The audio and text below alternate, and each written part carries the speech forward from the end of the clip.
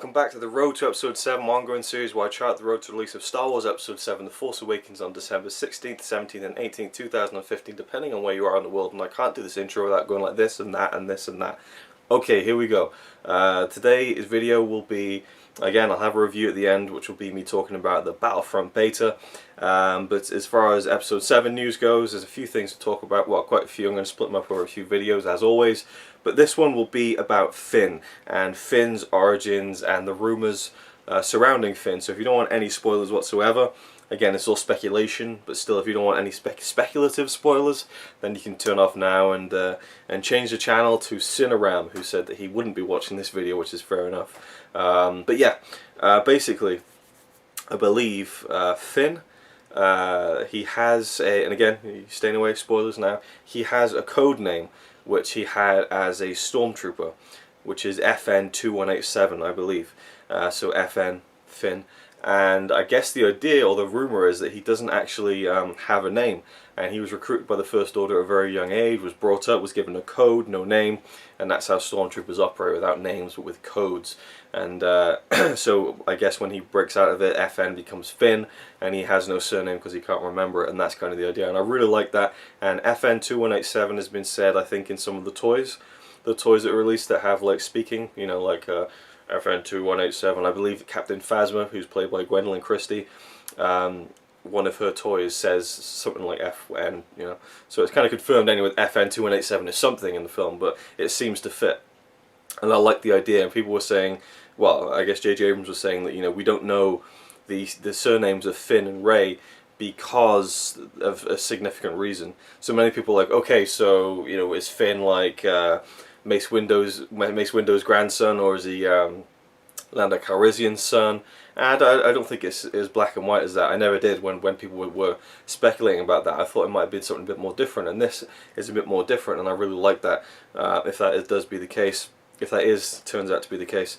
And so, you know, Finn, as we see, probably kind of defects from the First Order, and kind of, yeah, I guess goes AWOL and, you know, jumps ship basically, or at least leaves the First Order for whatever reason.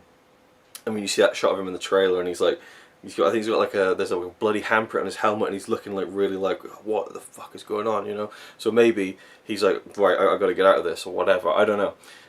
Maybe he flees because he's a coward. Maybe he flees because he thinks it's the right thing. We don't know. And it's kind of again rumored that maybe he's kind of a protege of Captain Phasma, the Chrome Trooper Gwendolyn Christie, and that's why she'll be kind of looking for him once he leaves. And so kind of a hunt goes down for Finn and all that kind of stuff. Which sounds very cool. Now, another thing about Finn is that we've seen him wielding a blue lightsaber. I don't know if it is Anakin's lightsaber. You know the shot of him in the Instagram trailer where he lights it up like that?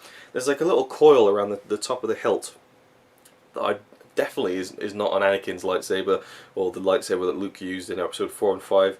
So I don't know why people are saying, well, that's Anakin's lightsaber. Maybe it is, and I just don't know my Star Wars, but I just don't understand that coil just above the hilt. It kind of is separated from the main hilt, like a little coil that goes around in a circle. I don't know. Maybe I'm just imagining things, but I don't think it's Anakin's lightsaber. But it's a blue lightsaber, and we also see him wielding it in the Drew Struzan teaser poster. And so people are kind of assuming that Finn is the Jedi of the trilogy, and I still am sticking my you know, I'm rooting my feet down that Rey will be the Jedi of the trilogy, the hero Jedi. She'll be the one who maybe is a Skywalker, and maybe will be, you know, the one who becomes, you know, the New Hope, I guess you could say. And I'm sure Finn will be a hero, as well as Poe Dameron will be a hero, but I think that he doesn't really know what he's doing with that lightsaber. Maybe he will. Maybe he'll be opened up to some kind of Force-sensitive stuff. John Boyega was interviewed a couple of days ago. He said that, you know, Finn's arc and journey is something you've never seen in Star Wars before, and he kind of struggles with, you know, his identity and his powers.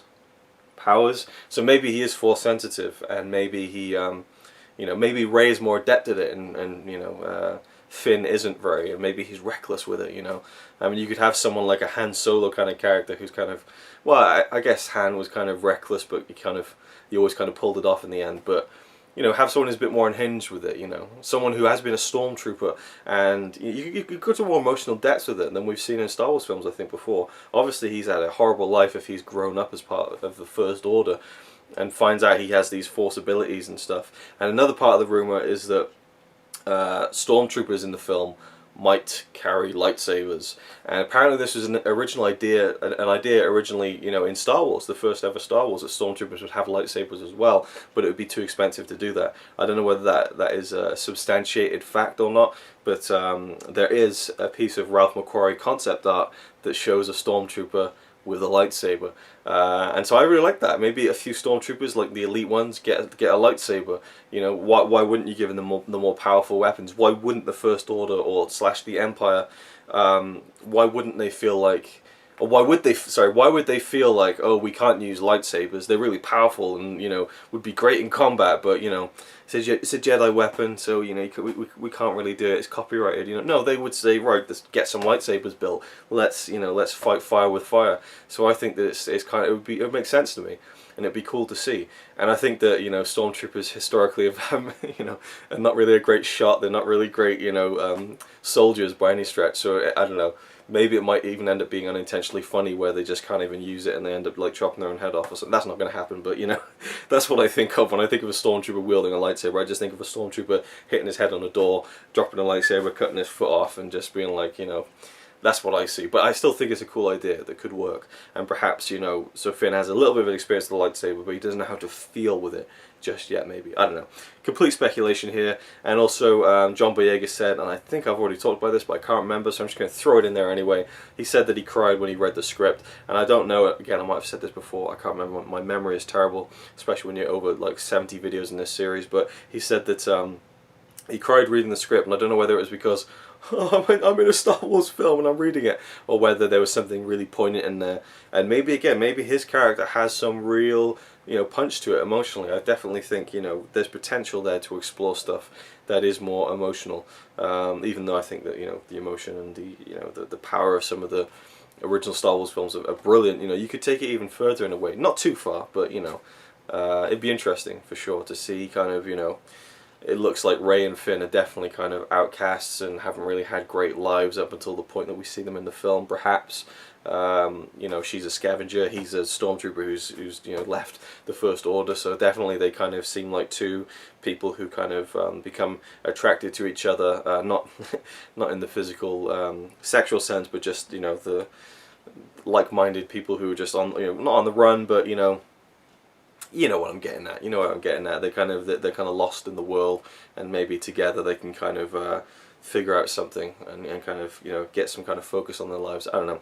I'm going too deep into this now, so I should stop. But there you go. There's more news to come, more things to talk about in future videos. Now I'm going to talk about Battlefront, the beta, very briefly. I say very briefly, it'll probably be like another 10 minutes of the video. But I downloaded and started playing the Battlefront beta a couple of days ago. It launched on the 8th of October 2015 for PS4, Xbox One and PC. If I post this video today, you'll still have time to download and try it out for yourself. It's an worldwide open beta. You can download it. It's a very big file. I think it's like 8 GB for PS4 and Xbox One and 11 GB for PC users. So get on it now if you want to check it out. I was there as soon as it was ready and started the download, and it took hours, but when it was done, it was installed, I started playing it and I loved it. It's not my kind of game by any stretch of the imagination. If you want to see some clips of me playing it, there's a video on my channel called Day in Life Part 3, Others on the Battlefront, I think is what I called the video. But there's about 6 minutes of me playing playing Battlefront on the first night, the first run of the beta. So you can see me playing it and talking as I'm playing it and things like that, and I kind of go through every level. So check that out if you want to see some gameplay footage. I'm not going to kind of shoehorn it into this video, but yeah, I thought it was brilliant. Maybe I'll put it into a future video if I do like a full review of the beta or something. I don't know, probably not. But yeah, I loved it. It's not my kind of game, kind of Call of Duty style, run around with guns, shooting people. First person view I don't like, but luckily they have a third person option in the game, so you can see the character in front of you as you're running around shooting. I think that's harder, but it's my preferred mode of playing games, and so I kind of use that a lot. You get 3 missions. You get a drop mission in Sullust, which always reminds me of the line that Mark Hamill always quotes when he says he was reading, you know, one of the original drafts of Star Wars. And I think it's fear is their greatest defense. I doubt the actual security there is any greater than it is on Aquilai or Sullust, and what they do have is mostly directed towards a large-scale assault.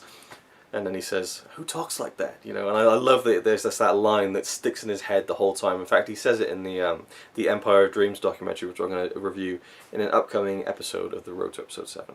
But yeah, Sullust is kind of a volcanic planet. You're running around either a stormtrooper or you're a rebel, shooting each other and defending these escape pods. Basically, you got Star Destroyers up in the atmosphere, X-Wing fighters flying over, there's like ruined TIE fighters and stuff. It's just, the game looks amazing. You can just walk around and just be like, this is awesome, and then you get shot. So yeah, which Vinto was telling me as well, Chris Vint, who also got the beta, and I played with him a little bit as well. He was saying that, you know, pretty much the same thing as me. When he said to me, I was like, oh, I'm not the only one then.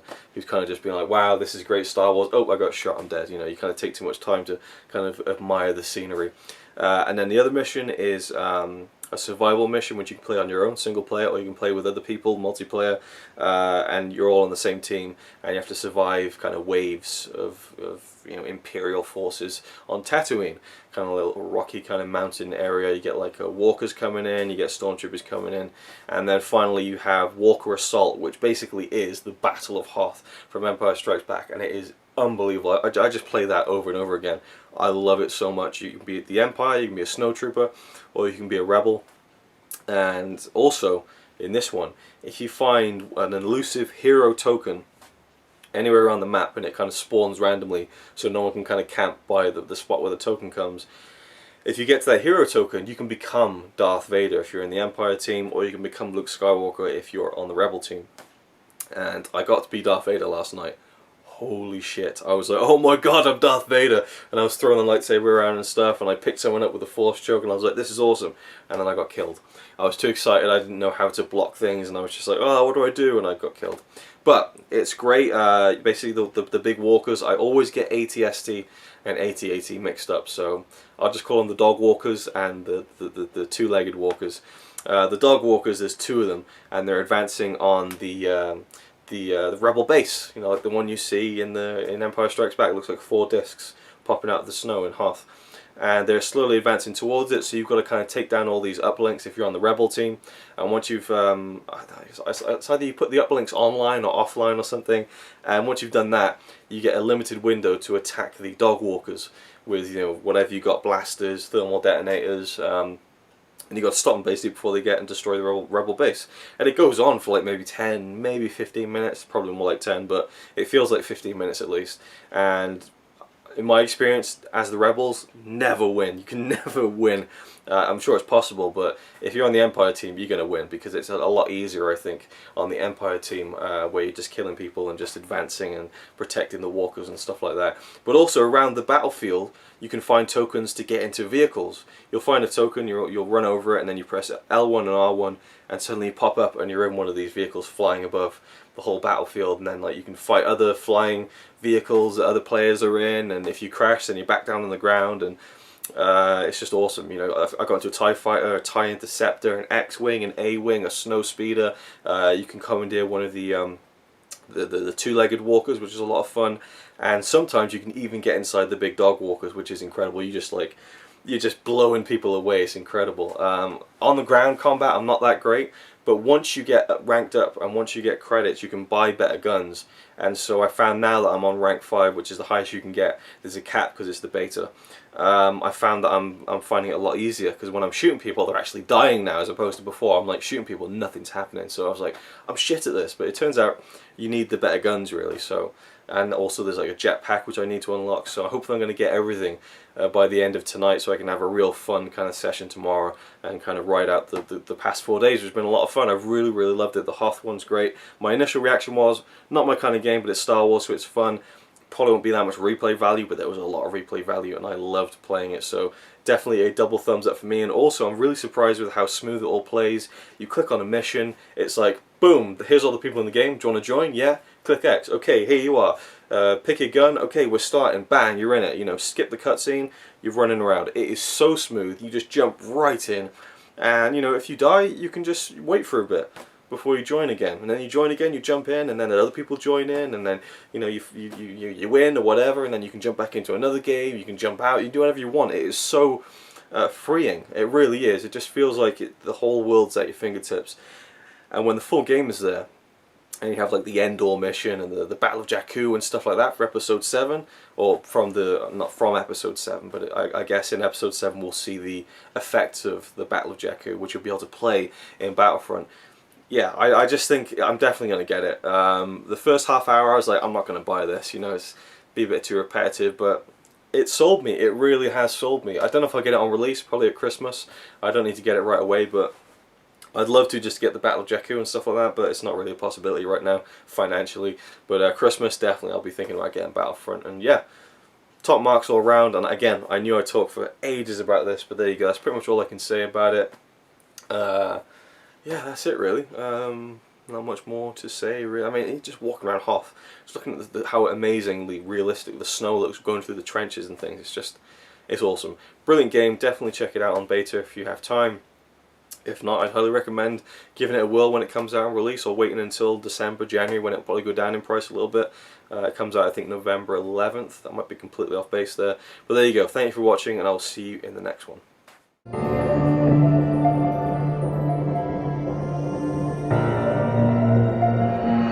I don't know, 5 seconds.